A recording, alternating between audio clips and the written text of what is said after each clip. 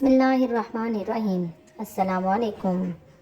میں کئی سال سے بانجھ تھی اور مجھے ہر حال میں گھر کا وارث چاہیے تھا۔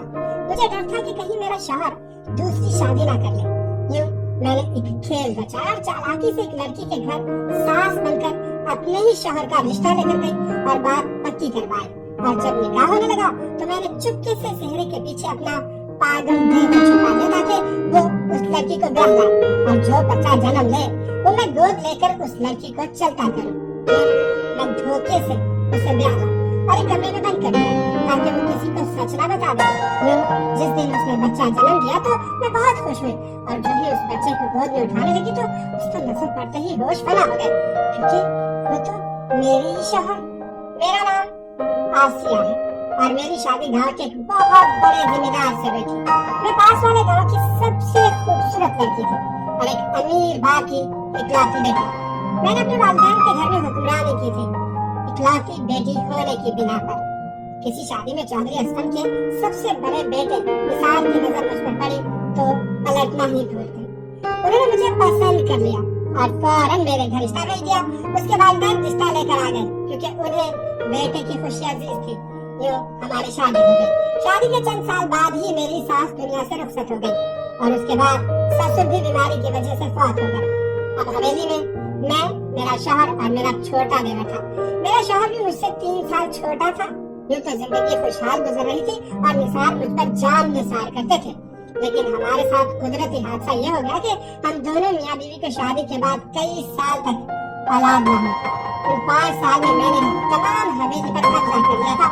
میرا روب دبدبا اس حویلی کے مردوں سے بھی زیادہ تھا کیونکہ میرے شوہر بہت ہی سادہ قسم کے انسان تھے اور مکمل طور پر میرے قابو میں تھے۔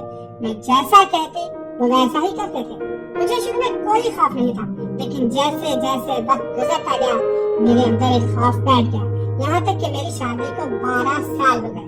میں اپنی بے اولادی کی وجہ سے بہت پریشان تھی۔ کون سا ایسا پیر فقیر تھا جس سے میں نے دعا نہ لی ہو؟ جس بڑے ڈاکٹر کا سنتی وہاں بھاگی بھاگی چلی جاتی، لیکن نصیب ڈاکٹر یہی بتاتے کہ میرے اندر ایک بہت بڑا مسئلہ ہے جس کی وجہ سے کبھی مجھے اولاد نہیں ہو سکتی۔ یہ سن کر میں مزید پریشان ہوتی چلی گئی اور مجھے یہ خوف لاحق ہو گیا کہ کہیں میرا شوہر دوسری شادی نہ کر لے۔ حویلی بہت بڑی تھی اور میرے سسرال کی بہت زیادہ جائیداد تھی، زمینیں تھی۔ اس حویلی کو وارث چاہیے تھا جو کہ میں نہیں دے سکتی تھی اور میرا دیور نیل پاگل تھا، مجھ سے بھی اولاد کی امید نہیں لگائی جا سکتی تھی۔ اب میرے سامنے میرے شوہر کے تمام رشتہ دار یہی راز لاتے تھے کہ حویلی کو وارث چاہیے، چونکہ میرا روب اور دبدبا بہت زیادہ تھا، خاص کر اپنے شوہر پر۔ وہ مجھ سے ڈرتے بھی تھے اور مجھ سے محبت بھی کرتے تھے کیونکہ یہ ان کی اپنی پسند کی شادی تھی، لیکن وقت کے ساتھ ساتھ مجھے محسوس ہو رہا تھا کہ ان کی محبت میں کمی آنے لگی ہے۔ مجھے یہ خوف تھا کہ لوگ انہیں میرے خلاف نہ کر دیں کیونکہ اولاد نہ ہونے کی وجہ سے میری پوزیشن کافی کمزور ہو چکی تھی۔ سوتن کی ایک تلوار میرے سر پر ہر وقت لٹکتی رہتی تھی۔ مجھے ڈراؤنے خواب آتے تھے، ہر دوسرے دن مجھے خواب آنے لگے تھے۔ مجھے لگ رہا تھا کہ میرا شوہر ہاتھ پکڑ کر کسی لڑکی کو حویلی لے کر آ رہا ہے، مجھ سے کہہ رہا ہے کہ یہ میری دوسری بیوی ہے، یہ مجھے وارث دے گی۔ ان خوفناک خوابوں نے میرا دل دہلا کر رکھ دیا تھا۔ وہ حویلی سے باہر جاتے تھے تو مجھے معلوم بھی نہیں ہوتا تھا کہ کہاں جاتے ہیں اور کن دوستوں کے ساتھ اٹھتے بیٹھتے ہیں، لیکن مجھے یہ بات سمجھ آ گئی تھی کہ ان کے دوست اب انہیں وارث کی پٹیاں پڑھا رہے تھے۔ ہر کسی کی نظر میرے شوہر پر تھی کیونکہ وہ بہت بڑے ذمہ دار تھے اور ہر کوئی چاہتا تھا کہ ان کی بہن بیٹی کو جگہ ملے اور وہ عیش کی زندگی گزارے۔ میں کسی صورت بھی اپنی جگہ کسی کو نہیں دینا چاہتی تھی۔ پچھلے 12 سال سے میں حویلی میں حکمرانی کر رہی تھی اور مجھ سے یہ بات برداشت نہیں ہو رہی تھی کہ کوئی اور یہاں آئے اور میری جگہ حکمرانی کرے اور میں ایک کونے میں پڑ جاؤں، کیونکہ حکمرانی صرف اولاد والے کی ہی ہو سکتی ہے۔ مجھے یہ بھی محسوس ہو رہا تھا کہ میرے شوہر شادی کرنا چاہتے ہیں لیکن میرے خوف سے کچھ کہہ نہیں پا رہے تھے۔ کیوں نہ ہم کوئی بچہ کہتے ہیں؟ ایک دن میں نے ان سے کہہ ڈالا تو دیکھا کہ ان کا موڈ خراب ہو گیا ہے میری اس بات پر۔ حویلی کو اپنا وارث چاہیے، جو اپنا خون ہو، کسی اور کا بچہ لا کر ہم کیا کریں گے؟ ہماری ساری جائیداد پر ہمارے خون کا حق ہونا چاہیے نہ کہ کسی اور کا۔ میرے شوہر نے سخت تاثرات کے ساتھ کہا اور وہاں سے چلے گئے۔ ان کا یہ رویہ دیکھ کر میں سمجھ گئی تھی کہ اب میری نیا ڈوبنے والی ہے۔ مجھے جلد از جلد کوئی ترکیب کرنی تھی ورنہ میری حکومت ختم ہو جاتی۔ اگر میری حکومت ختم ہوگی تو میں نیم پاگل ہو جاؤں گی۔ یہ سوچ کر میں نے ایک پلان ترتیب دیا اپنے ذہن میں، جس سے سانپ بھی مر جائے और लाठी भी ना टूटे। अपने नीम पागल होने के ख्याल से अचानक मेरे जहन में झपका और मुझे अपना नीम पागल देवर याद आ गया। फिर मैंने सोचा कि मेरा देवर नीम पागल है, बिल्कुल पागल तो नहीं है, इसकी शादी हो सकती है और वो औलाद पैदा कर सकता है। उसकी उम्र 24 साल थी, उसका ज़हनी तवाज़ुन कुछ ठीक नहीं था। बज़ाहिर तो काफी देर तक नॉर्मल रहता था, लेकिन अचानक उसे दौरे पड़ने शुरू हो जाते थे, फिर उसे संभालना मुश्किल हो जाता था। वो हर वक्त खामोश रहता, किसी से कुछ नहीं कहता था, ऐसा मालूम होता था जैसे कोई भूत हो। लेकिन जब वो बोलता तो चीखना चिल्लाना शुरू कर देता और इस के दौरे पड़ते थे कि हम सब हवेली वाले हैरान रह जाते। कभी कभी तो मुझे महसूस होता कि उस पर कोई साया या कोई जिन आता है। मैंने अपने देवर की शादी करने का सोच लिया था कि उसकी बीवी हवेली को वारिस दे सके, लेकिन सबसे बड़ा मसला ये था कि हर कोई जानता था कि मेरा देवर नीम पागल है और कोई इसे अपनी बेटी नहीं देगा। फिर मुझे एक ऐसी लड़की की खबर मिली जो कम उम्र और खूबसूरत थी, और वो बिल्कुल ही सादा सी थी, यानी रोब में आने वाली लड़की थी। वो लोग हमारे गांव से काफी दूर रहते थे, उन्हें हमारे बारे में सब कुछ मालूम था, लेकिन उन्होंने कभी मुझे देखा नहीं था। मैं अपने शौहर का रिश्ता उस लड़की के लिए लेकर गई उनके घर, लेकिन उस लड़की की सास की हैसियत से, यानी झूठ बोला कि मैं निसार की मां, मेरे बेटे को औलाद नहीं है और मैं उसकी दूसरी शादी करवाना चाहती हूँ। हम लोग बहुत बड़े जिम्मेदार हैं और हमें वारिस की जरूरत है। मेरी बहू को ये बात पता नहीं चलनी चाहिए कि मैं खुफिया तौर पर छुप कर आपके पास आई हूँ और चोरी चोरी करवाना चाहती हूँ सब कुछ। आप मेरे साथ हवेली चले। अभी मेरी बहू अपने मायके गई हुई है 1 महीने की, उसकी गैर मौजूदगी में मैं अपने बेटे का निकाह पढ़वाना चाहती हूँ। जैसे ही वो आएगी तो हंगामा करेगी, उसके आने से पहले मैं सब संभालूंगी, पर मैं वादा करती हूँ कि अगर आपने अपनी बेटी मेरे बेटे के निकाह में दे दी तो मैं बड़ी बहू की तलाक करवा कर उसे घर से निकाल दूंगी। मैंने लड़की के वालिदैन से कहा, वो काफी लालची थे और इतना बड़ा रिश्ता देखकर खुश हो गए। मैंने अपना तारुफ और उनके सामने निसार की बीवी नहीं बल्कि निसार की माँ के तौर पर करवाया, क्योंकि मैं निसार से उम्र में थोड़ी बड़ी थी और मैं अच्छी खासी बड़ी भी लगती थी। परेशानियों की वजह से मेरे चेहरे पर झुर्रियां आ गई थी और उनको यकीन आ गया मेरी बात का। बहुत सारे झूठ बोलकर मैं उन्हें अपनी हवेली में ले आई। मैंने उनसे कहा कि वो किसी से कुछ नहीं कहेंगे, खामोश रहने की मैंने बहुत बड़ी कीमत दी थी उन्हें, इसलिए लड़की के वालिदैन लालच उड़ाकर कुछ न बोले, बस चुपचाप से बैठे रहे। मेरे लिए झूठ को निभाना काफी मुश्किल हो रहा था। उन लोगों को मैंने ये नहीं बताया कि मेरा मुराद पागल है। बड़ी मुश्किल से मैंने उन्हें राजी किया कि आप बस खामोश हैं और किसी को कुछ पता नहीं चलना चाहिए, मैं इनका निकाह पढ़वा देती हूँ। मैंने अपने शौहर से राजदाराना अंदाज में कहा और उन्हें खामोश रहने का कहा। वो तो पहले ही मुझसे डरते थे, चुप हो गए। फिर मैं अपने देवर को कोने में ले गई। मैं इन लोगों को ले आई हूँ, खुफिया तौर पर तुम्हारा निकाह इस प्यारी सी लड़की से होने वाला है, बस तुम्हें सेहरे के पीछे से छुपकर खामोशी से कबूल है कहना है। मैंने अपने देवर को भी अच्छी खासी पट्टी पढ़ा दी थी और उसे लड़की भी दिखा। लड़की का हुस्न देखकर मेरा देवर खामोश हो गया, तो मैं समझ गई कि वो इस लड़की को अपना बनाना चाहता है। सब कुछ मेरी मंशा के मुताबिक हो रहा था।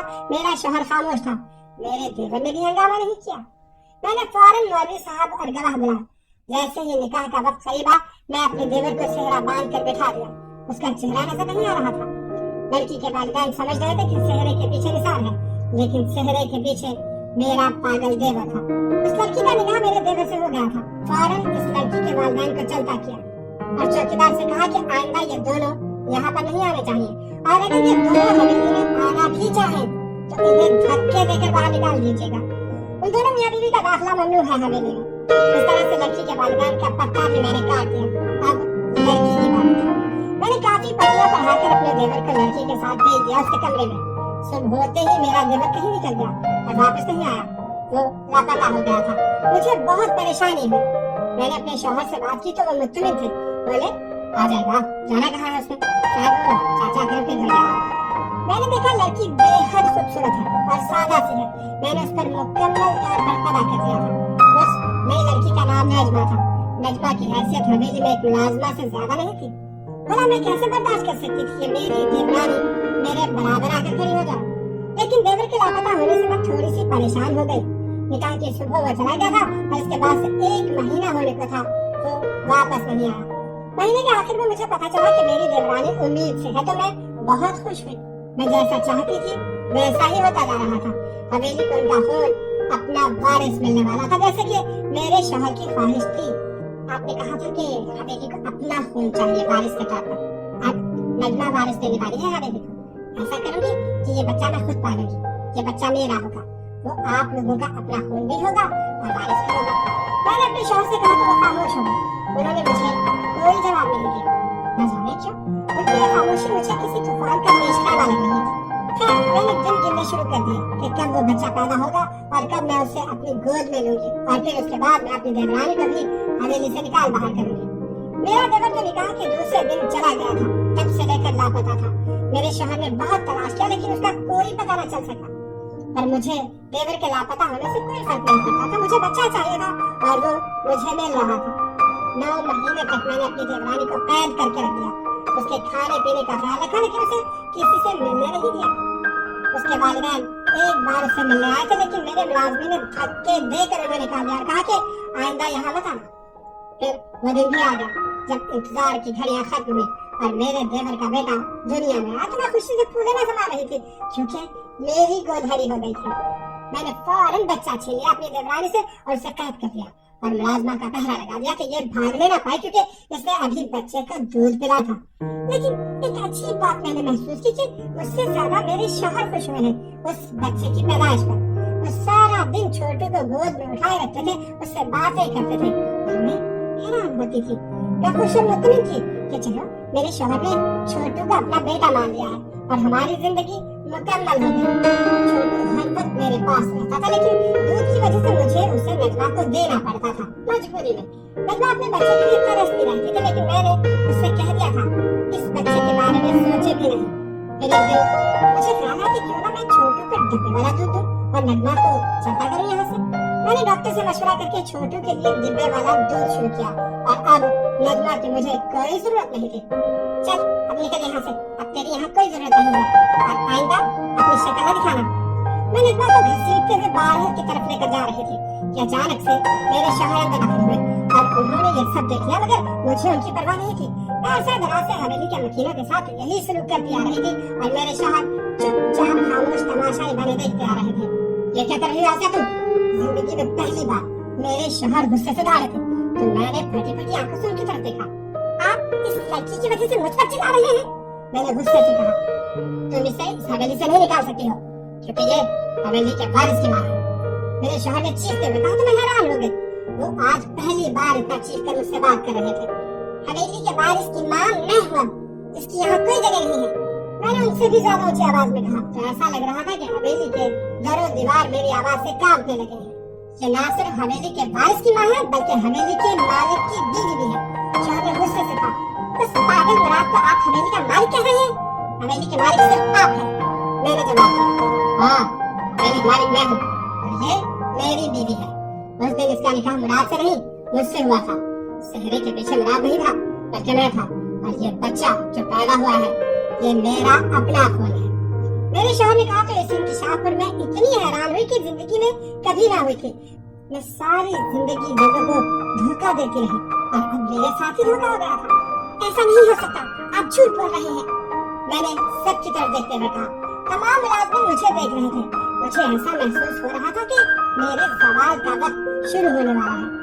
हवेली के मुलाजिमों की आंखों में मेरी बर्बादी पर जो चमक थी मैं साफ देख सकती थी क्योंकि मैंने उन पर जुल्म ही इतने ज्यादा किए थे। ये लो हमारा निकाहनामा। मेरे शौहर कमरे में गए, निकाहनामा ले आए तो मैं हैरत से देखती रह गई। इतना बड़ा धोखा किया आपने मेरे साथ। मैंने गुस्से से शौहर से कहा तुम्हें क्या लगता है आसिया कि धोखा देना सिर्फ तुम्हें आता है? सिर्फ तुम ही लोगों की जिंदगियों के साथ खेल सकती हो, उन्हें बर्बाद कर सकती हो, उन्हें तकलीफ दे सकती हो लेकिन तुम्हें कोई धोखा ना दे। मेरे शौहर अब थोड़ी नीची आवाज में बोल रहे थे लेकिन गुस्सा हुलूस कायम था। इस मासूम लड़की की शादी तुम एक नील पागल से करवाना चाहती थी। जानती थी कि जब उसे दौरे पड़ते हैं तो वो किसी का कत्ल भी कर सकता है। तुम इस लड़की की जिंदगी बर्बाद करने चली थी लेकिन मुझे ये गवारा नहीं था। निकाह के वक्त मैंने मुराद को वहाँ से हटा दिया और सेहरा पहनकर खुद बैठ गया और इस लड़की का निकाह मुझसे हो गया था और ये बच्चा मेरा अपना खून है। अब ये स्कूल से नहीं जाएगी।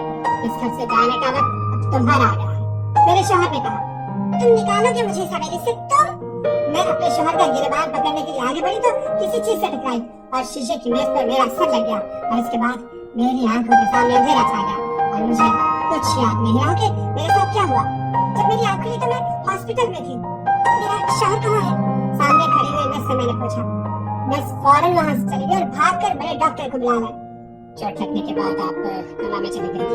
पिछले 6 महीने से आप कोमा में थी। आज पूरे 6 महीने के बाद आपको होश आया। डॉक्टर ने बताया तो मैं हैरान रह गई। मेरे शौहर कहाँ है? मैंने फिर सवाल किया। आपके शौहर तो आपको हॉस्पिटल छोड़कर चले गए थे और आपके इलाज के पैसे बाद वक्त देते रहे हैं। ये खत है। उन्होंने कहा था कि जब आपको होश आए तो मैं आपको दे दूं। नर्स ने एक लिफाफा मेरी तरफ बढ़ाया। वो तलाकनामा था। मुझे हॉस्पिटल से डिस्चार्ज कर दिया गया था। मैं फौरन हवेली की तरफ गई। किसी तरह हवेली पहुंच गई। वहां जाकर मैंने देखा कि वो बच्चा जो पैदा हुआ था अब 6 महीने का हो चुका था। हवेली के लॉन में वो बच्चा झूले में बड़ा खेल रहा था। मेरा शौहर और मेरी साथी नजमा उसे देखकर खुश हो रहे थे। मेरा सब कुछ लूट चुका था। मेरा शौहर किसी और का हो चुका था। हवेली अब मेरी ही रही थी। सब खत्म। तुम यहाँ क्यों आई हो? चले जाओ यहाँ से। तुम्हारा अब यहाँ कोई काम नहीं है। मैं तुम्हें तलाक दे चुका हूँ। तुम इसी लायक थे। मेरे शौहर ने मुझे धक्के देकर घर से निकालना चाहा। मुझे यकीन नहीं आ रहा निसार कि आप मुझे धक्के देकर निकाल रहे हैं यहाँ से। मैंने हैरत से कहा, तुमने भी तो आशा के वालिदैन को धक्के देकर यहाँ से निकाला था, याद है ना? लेकिन फिर भी मैंने उनकी खुफिया मुलाकात करवाई थी आसिया से। तुम्हें पता ही नहीं चला। अब खुद को धक्के मिल रहे हैं तो बुरा लग रहा है। क्या सिर्फ तुम्हारी इज्जत है नफसर, किसी और की नहीं? चले जाओ यहाँ से। निसार ने कहकर मुझे निकाल दिया और मैं आज दर दर भटकती हूँ, भीख मांग कर गुजारा करती हूँ। सच कहते हैं बुरे का अंजाम बुरा होता है।